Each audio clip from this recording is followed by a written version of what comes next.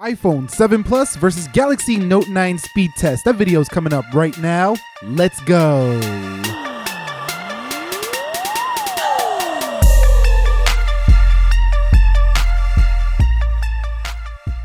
So what is up, guys? Nick here, helping you to master your technology. iPhone 7 Plus versus Samsung Galaxy Note 9. Let's begin with a boot up test in 3, 2, let's go, and see which one is first. Now, a lot of you were requesting this comparison here, and it kind of makes sense. A lot of you might have a 7 Plus, might be thinking about upgrading to a Galaxy Note 9. You can get a pretty sweet trade-in deal if you do trade this to Samsung and knock like $300 off the price of a Galaxy Note 9 here. But A10 CPU boots up first over the Samsung Galaxy Note 9. I have iOS 12 Beta 11, the latest version at the time of this video recording. And over here, Samsung Experience version 9.5 with Android version 8.1. All right, guys, so the iPhone 7 Plus doesn't have Face Unlock, but the Note 9 does, but they both have fingerprint scanner. So let's see which one is quicker here. 3, 2, 1, and you could see that's the Note 9 by miles. Again, 3, 2, 1.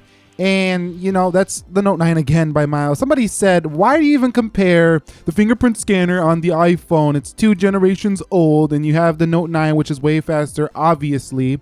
Well, because they both have a fingerprint sensor, and if you're going to be upgrading and paying another $1,000 for a smartphone, I would like to see an improvement in my fingerprint speed anyway. So that's why we create that right there. Let's go ahead and jump into the specs. Just the specifications that matter for the iPhone 7 Plus. An Apple A10 CPU here, 3 gigabytes of RAM, a Power VR 6-core graphics for the GPU here on the iPhone 7 Plus. For the Galaxy Note 9, Snapdragon 845. We do have 8 gigs of RAM on this model, an Adreno 630 GPU. So it is loaded with the specifications here. What a beast in the Galaxy Note 9, doubling basically everything on the iPhone 7 Plus. But does that matter? Let's go ahead and test the applications. All right, guys, so we have arrived at the application portion of the speed test. The iPhone 7 Plus running iOS 12 Beta 11, Note 9 running Android 8.1 Oreo. You can see everything closed on the Note 9. Same goes for the 7 Plus. Let's go to settings, and you can see it looks like the Note 9 slightly faster animation. Let's go into clock again for the Note 9.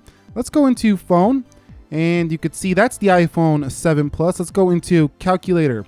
You can see the Note 9 again for the win. And what about Play Store, App Store? You can see the Note 9 ready to go over the 7 Plus. Coming home, let's go into Instagram, 3, 2, 1. And you can see Instagram is first here for the Note 9. Let's go ahead and load up the profile. And you can see iPhone 7 Plus hanging there with the Note 9. Let's go ahead and hit the heart. And you can see Note 9. So very close performance here so far, considering this phone is 2 years old. Let's go into Twitter. And we should see a win here for the Note 9. And here we go with the iPhone 7 Plus. Let's go into Snapchat. You can see Note 9 ready to go. So the Note 9, nice performance. Let's go into WhatsApp. You can see Note 9 again. What a beast. Let's go into YouTube. And you could see the trending page here. We got a little ad here. And you can see it took a little longer there for the iPhone 7 Plus. So scrolling through, fast scroll, still smooth scroll for the iPhone. Coming home, let's go into Prime Video. Let's hope we don't get an ad here on either. And we did. Yeah, we're getting one here on the Note 9. So we're going to have to go ahead and X this out and do this one more time for the Prime Video. Let's go ahead and come home, and let's go into Prime Video, 3, 2, 1, and see what happens here. Note 9 is faster. Just had an ad the first time. Let's go into Amazon. And you can see Amazon faster for the Note 9. So if you got a 7 Plus so far, it's looking like you're going to have a nice performance increase. You can see, plus you get a lot more features as well. eBay and the iPhone 7 Plus taking its sweet time. Let's go into this LG TV, and the Note 9 slightly ahead again. Let's go into Jetpack. Can the iPhone make a comeback here in the gaming round? And the first one, the Note 9 says absolutely not. I will continue my lead. And the phone went out of the frame. Let's go ahead and come home here. And let's go into Dead Trigger 2. Let me turn the media volume down on the Note 9 blasting here. You've seen the iPhone 7 Plus with the win there on the load. What about actually playing them though? Which one can load that first?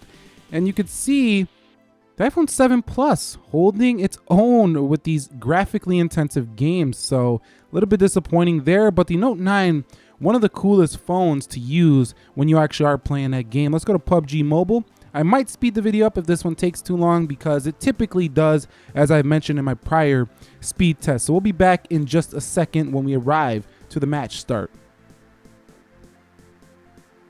So you've seen throughout that speed up that the iPhone 7 Plus well into the game first on PUBG. Let's go ahead and hit start though and see which one can load the match first. But considering that you were way ahead in the load time for the 7 Plus, although the Note 9 may load this match first, no it doesn't. So even with the, getting into the match, it was first for the 7 Plus. So graphically intensive games, I think, might still be faster on the 7 Plus. They'll probably play very similarly on both, but the optimization, developers seem to go more towards the iPhone when it comes to, that aspect, in my personal experience anyway, and that doesn't seem to be changing just yet. Let's go into Slither. Fortnite's a great example of that, coming to the Galaxy Note 9 as a, promo, and people have been waiting forever on Android to get it. Let's go to play against AI, and you can see very similar performance there for the Slither. Let's go into Subway Surfers, and you can see Subway Surfers and the Note 9 ahead here. So no, the iPhone 7 Plus, no, the 7 Plus. So gaming, it still looks like, even though you have a 2-year-old iPhone, that you're beating this latest Android on the game round. Let's go into Geekbench, and you can see very similar there. I think it might have been the Note 9 on that one. Let me know down below. What about speed test?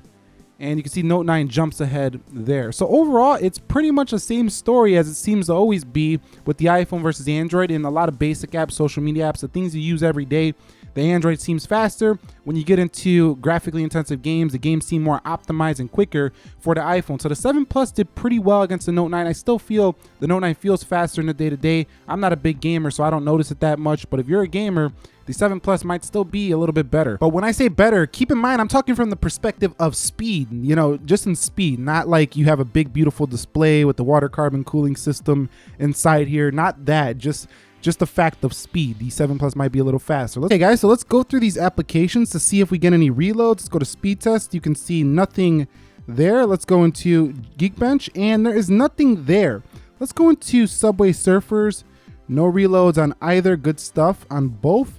And you can see Slither, the good stuff here. Let's go into PUBG Mobile, and both did about the same thing there on the reload. Let's go into the Dead Trigger, and you can see very similar stuff there. Let's go into Jetpack Joyride, and both had that open. The animation seems a little faster on just reloading on the iPhone 7 Plus, but that's probably because Apple holds a screenshot in their multitasking. What about eBay?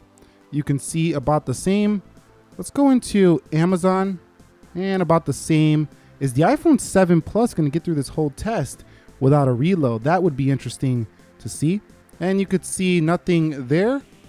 And let's go into WhatsApp, and no reloads on either. Let's go into Snapchat, no reloads here. Let's go into Twitter, and nothing really there. Let's go into Instagram, and about the same on both actually, so pretty good stuff. Let's go into Play Store, App Store. You can see nothing again, so both very good. What about calculator? Very good stuff. So iOS 12 looking strong here for the 7 Plus, and of course the Note 9 latest flagship looking great. Let's go into clock, and you can see looks great. Let's go into settings, and a slight little reload there for the 7 Plus on settings. But other than that, pretty much nothing to speak of. Pretty good stuff on both of them here. Okay, so the final Geekbench scores are in, and the 7 Plus finished first, like way ahead of the Note 9, and it did win in the single core, and it did lose in the multi-core, but still very respectable for a 2-year-old phone. So basically that's it between these two. I think you can conclude that the 7 Plus definitely is still a pretty powerful performer. The Note 9 just offers so many more features. So if you're coming from a 7 Plus thinking about upgrading, you're really going to be paying for the feature set. But if you don't use the feature set, don't come to the Note 9 just because you think it's going to be so much faster because of the marketing of 8 gigs of RAM. It really doesn't feel so much faster than a 7 Plus. It just feels like it can handle everything a Note is supposed to handle. If you guys want to see a full comparison, let me know down below in the comments section of this video. Any questions, suggestions, or any more videos you want to see on the Note 9, drop them down below. Thumbs up if you enjoyed it. Nick here helping you to master your technology. Don't forget to subscribe on your way out. I will catch you all in the next episode, and peace.